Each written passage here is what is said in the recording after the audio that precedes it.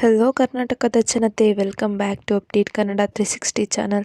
So ಇನ್ನು ಯಾರ್ಯಾರೆಲ್ಲ ಮಹಿಳೆಯರು ನಮ್ಮ ಖಾತೆಗೆ ಮಾತ್ರ ಹಣ ಬಂದಿಲ್ಲ, ಗೃಹಲಕ್ಷ್ಮಿ ಹಣ ಬಂದಿಲ್ಲ ಅನ್ನೋ ಮಹಿಳೆಯರಿಗೆ ಎಲ್ಲರಿಗೂ ಒಂದು ಪರಿಹಾರನ ನೀಡಿದೆ ಸರ್ಕಾರ. ಸೊ ಇದ್ರ ಬಗ್ಗೆ ಡೀಟೇಲಾಗಿ ಈ ವಿಡಿಯೋದಲ್ಲಿ ತಿಳಿಸ್ಕೊಡ್ತೀನಿ. ಸೊ ಯಾರೂ ವಿಡಿಯೋನ ಸ್ಕಿಪ್ ಮಾಡೋಕೆ ಹೋಗ್ಬಿಡಿ, ಕೊನೆವರೆಗೂ ನೋಡಿ.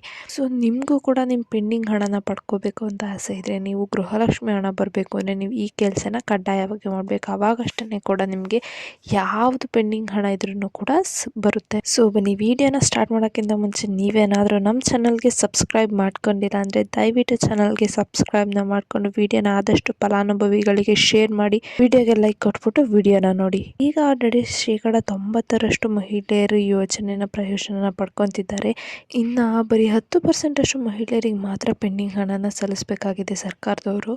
ಸೊ ಮಹಿಳೆಯರು ಅರ್ಜಿ ಸಲ್ಲಿಸಿ ಗೃಹಲಕ್ಷ್ಮಿ ಯೋಜನೆಗೆ 2,000 ರೂಪಾಯಿ ಯಾರ್ಯಾರೆಲ್ಲ ಸಲ್ಲಿಸಿದ್ರು ಆಲ್ಮೋಸ್ಟ್ ಎಲ್ಲರಿಗೂ ಹಣ ಜಮಾ ಆಗ್ತಾ ಬಂದಿದೆ. ಇವಾಗ 6ನೇ ಕಂತಿನ ಹಣನೂ ಕೂಡ ಅವ್ರ ಖಾತೆಗೆ ಜಮಾ ಆಗಿದೆ. ಯಾರ್ಯಾರೆಲ್ಲ ಮಹಿಳೆಯರಿಗೆ ಈ ಥರ ಡೌಟ್ ಇತ್ತಲ್ಲ, ಅಕ್ಕನ ಮನೆಯವರು ನಾವು ಒಟ್ಟಿಗೆ ಹೋಗಿ ಅರ್ಜಿನ ಸಲ್ಲಿಸಿದ್ವಿ, ಆದರೆ ಅವ್ರಿಗೆ ಮಾತ್ರ ಪ್ರತಿ ತಿಂಗಳು ಹಣ ಬರ್ತಿದೆ, ನಮಗೆ ಬರ್ತಿಲ್ಲ ಅಂತ ಅವ್ರಿಗೆ ಎಲ್ಲದಕ್ಕೂ ಸರ್ಕಾರ ಒಂದು ಉತ್ತರನ ನೀಡಿದೆ.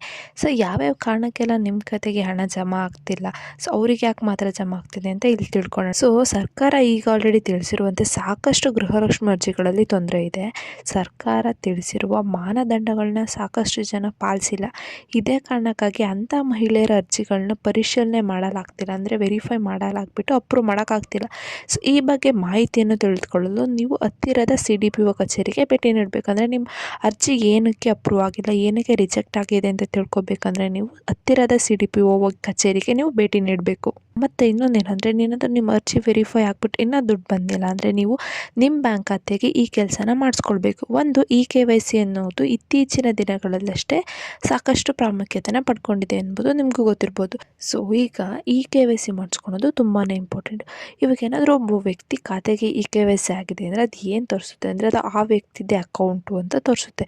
ಸೊ ಜೊತೆಗೆ ಹಣಕಾಸಿನ ವಿಚಾರದಲ್ಲಿ ಯಾವುದು ಮೋಸ ಕೂಡ ಆಗಲ್ಲ, ಏನಾದರೂ ನಿಮ್ಮ ಬ್ಯಾಂಕ್ ಖಾತೆಗೆ KYC ಆಗಿದ್ರೆ. ಸೊ ಇದೇ ಕಾರಣಕ್ಕೂ ಕೂಡ ನಾವು ಗೃಹಲಕ್ಷ್ಮಿ ಯೋಜನೆ ಹಣ ಪಡ್ಕೊಳ್ಬೇಕು ಅಂದರೆ ಮಹಿಳೆಯರು ಕೂಡ ತಮ್ಮ ಖಾತೆಗೆ KYC ಮಾಡಿಸ್ಕೊಳ್ಳೋದನ್ನು ಸರ್ಕಾರ ಕಡ್ಡಾಯವಾಗಿ ಮಾಡಿದೆ. ಸೊ ಒಂದು ವೇಳೆ ನೀವು ಒಂದು 6 ತಿಂಗಳ ಹಿಂದೆ KYC ಮಾಡಿಸಿದ್ದೀರಾ ಅಂತ ಗೊತ್ತು ನಿಮಗೆ, ಆದ್ರೂ ಕೂಡ ನೀವು ಈಗ ಮತ್ತೊಮ್ಮೆ ಬ್ಯಾಂಕಿಗೆ ಹೋಗ್ಬಿಟ್ಟು ಸಿಬ್ಬಂದಿಗಳಿಗೆ ಭೇಟಿ ನೀಡಿ ಮತ್ತೆ KYC ಮತ್ತು NPCI ಮ್ಯಾಪಿಂಗ್ ಆಗಿದೆಯೋ ಅಲ್ವೋ ಅಂತ ಒಂದು ಸಲ ಚೆಕ್ ಮಾಡ್ಕೊಳ್ಳಿ. ಆಗಿಲ್ಲ ಅಂದರೆ ತಕ್ಷಣವೇ ನೀವು NPCI ಮತ್ತು KYCನ ಮಾಡಿಸ್ಕೊಳ್ಳಿ, ಅಥವಾ ಇರೋದನ್ನೇ ಅಪ್ಡೇಟ್ನ ಮಾಡಿಸ್ಕೊಳ್ಳಿ.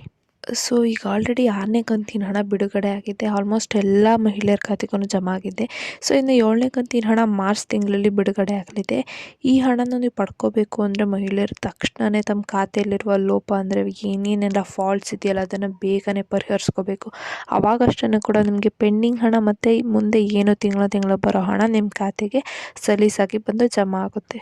ಸೊ ಈಗಲೂ ಕೂಡ ಪ್ರತಿಯೊಂದು ಜಿಲ್ಲೆಯಲ್ಲೂ ಕೂಡ ಗೃಹಲಕ್ಷ್ಮಿ ಯಶಸ್ವಿನಿ ಸಮಾವೇಶನ ನಡೆಸ್ತಾ ಇದ್ದಾರೆ. ಹಾಗಾಗಿ ಯಾವ ಮಹಿಳೆಯರು ತಮ್ಮ ಖಾತೆಗೆ ಹಣ ಬಂದಿಲ್ವೋ ತಕ್ಷಣವೇ ಸಂಬಂಧಪಟ್ಟ ಅಧಿಕಾರಿಗಳಿಗೆ ಭೇಟಿ ನೀಡಿಬಿಟ್ಟು ತಮ್ಮ ಖಾತೆಗೆ ಹಣ ಬರುವಂತೆ ಮಾಡ್ಕೋಬೋದು ನೀವು. ಸೊ ಇಷ್ಟು ಹೇಳ್ತಾ ಈ ವಿಡಿಯೋ ಇಷ್ಟ ಆಯ್ತು ಅನ್ಕೊಂತೀನಿ. ಇಷ್ಟ ಆದರೆ ವಿಡಿಯೋನ ಆದಷ್ಟು ಶೇರ್ ಮಾಡಿ, ಅವ್ರಿಗೂ ಇನ್ಫಾರ್ಮೇಷನ್ ಗೊತ್ತು. ಬೆಲ್ಲೈಕನನ್ನು ಪ್ರೆಸ್ ಮಾಡೋದನ್ನ ಮರಿಬೇಡಿ, ಯಾಕಂದರೆ ನಮ್ಮ ಚಾನಲಲ್ಲಿ ಯಾವುದೇ ವಿಡಿಯೋನ ಅಪ್ಲೋಡ್ ಮಾಡಿದ್ರು ನಿಮಗೆ ನೋಟಿಫಿಕೇಶನ್ ಬರುತ್ತೆ ಅಂತ ಹೇಳ್ತೀನಿ. ಏನೇ ಪ್ರಾಬ್ಲಮ್ ಇತ್ತು ಅಂದರೆ ಕಮೆಂಟ್ನ ಹಾಕಿ. ಧನ್ಯವಾದಗಳು.